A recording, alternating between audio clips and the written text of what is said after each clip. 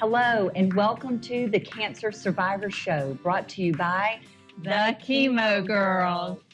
We're here at the National Women's Survivor Conference in Nashville, Tennessee, and we have been just overwhelmed at the participation of survivors in the area. We have seen really some of everybody here, which is so lovely, and we have been honored to have the opportunity to interview some really amazing people. Today, we have one of my favorite people, Miss Shannon Miller. She is an Olympic gold medalist. She has several medals, actually. And I can remember as a young adult, just on pins and needles, watching every move she made. You know, I fancied myself as a gymnast because I took for a couple of years. But she's just so disciplined, and she persevered through all of her competition. And then she persevered through cancer. Thank you so much for coming. Thank you for having me in here, and thank you for all that you do. I was just amazed at the beauty of your story, of your cancer journey, and what you have done with your experience since then. And Shannon, can you tell us a little bit about what your mission is now in terms of your cancer experience and how empowering you want to help women be? Absolutely. Well, actually, even before my diagnosis, through my company, I was basically my mission was to help women make their health a priority. Mm-hmm. And then all of a sudden, I was in the hot seat. Yeah. I was being diagnosed. And so I feel like for some reason, God gave me this, and it was something I needed to go through. Yeah.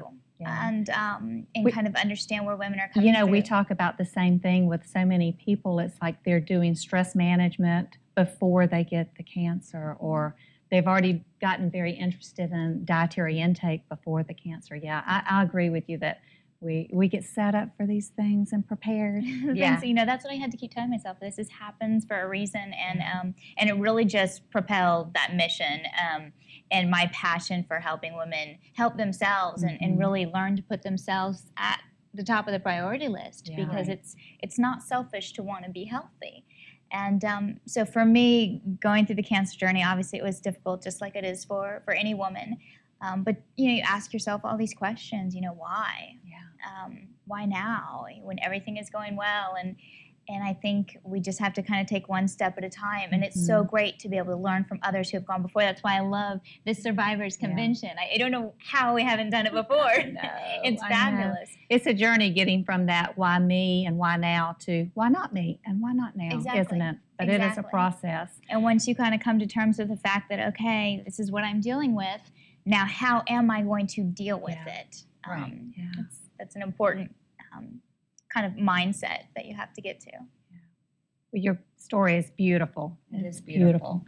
And I was wondering, because you are already helping women with this empowerment and taking care of themselves and such, and then this happens with you, you've got your celebrity and your public figure. How did that impact you walking into your own cancer story? I think for me, I really had to make that decision. Was I going to try to kind of be very private about such a private, issue, especially with ovarian cancer? I mean, I was shy to begin with. It wasn't like me to go out and talk about my ovaries. You were shy. I cannot believe that. I know. Who would have thought? Cancer changes you. You got to get that little uniform on. Get the real Shannon out, right? It's hard. It was like slipping on a different persona.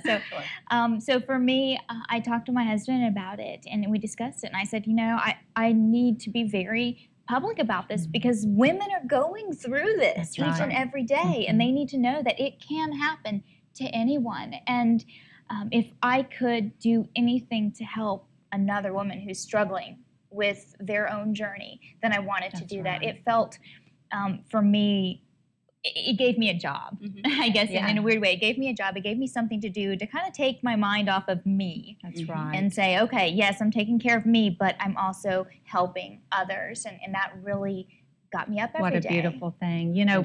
Sharon and I, when we meet with women to talk to them about the support systems that we've been blessed to be able to organize, it's a universal response that someone feels very alone at that moment.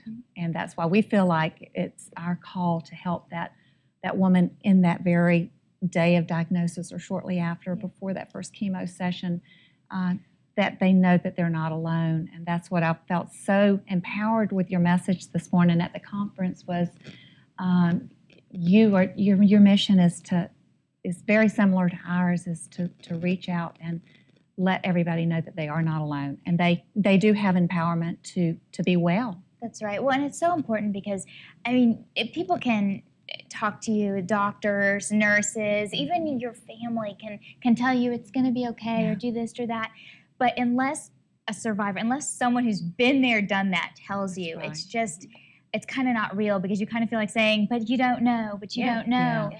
And when you meet someone who has been through it, it's like, okay. That's right. Okay, I can do this. She did it. I can do it. Right. And I think that it kind of wraps up that feeling of why, when you're able to take this seeming injustice that's been laid on you and you turn it around you give it a purpose. Yeah. And you allow yourself to, because as women, it's our nature to want to help other people.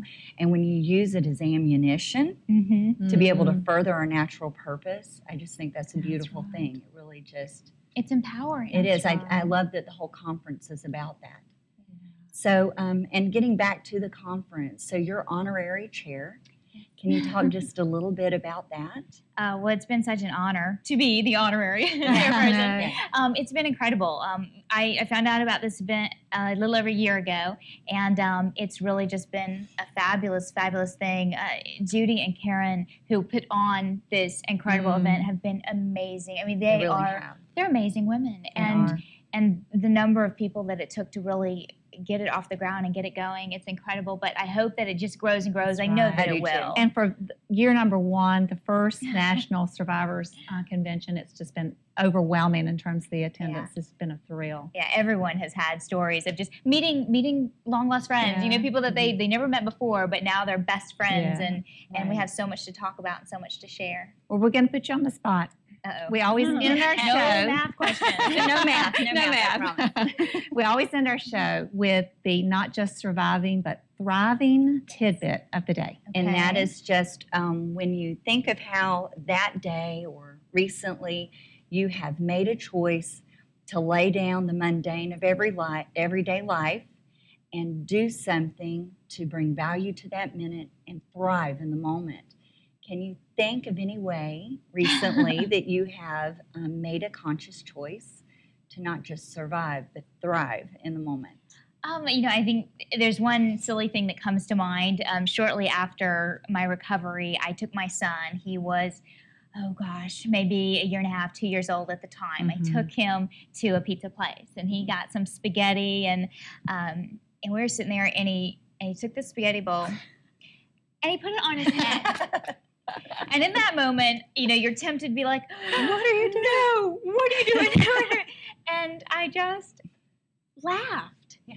I laughed. I found the beauty and the fun in the moment. And do I want him to do that all the time? No. Yeah. But I was so happy to be alive and to be there to see him put a plate of spaghetti on his head. That's exactly right. And we just laughed and laughed. It was great. And then you got the opportunity to take him home and give him a nice little bath. That's right. That's right. Miss Shannon, and kiss him and hug him and love him. You get it. You get the whole idea of not just surviving, but thriving. And we so appreciate you taking a few moments and meeting with us. Thank you very much. So much. Thank you for all you're doing. It was a pleasure, and I hope we have the opportunity to meet up again soon. Absolutely. Thank you. So until later, everyone out there, we are not just surviving, but thriving with you. Bye-bye.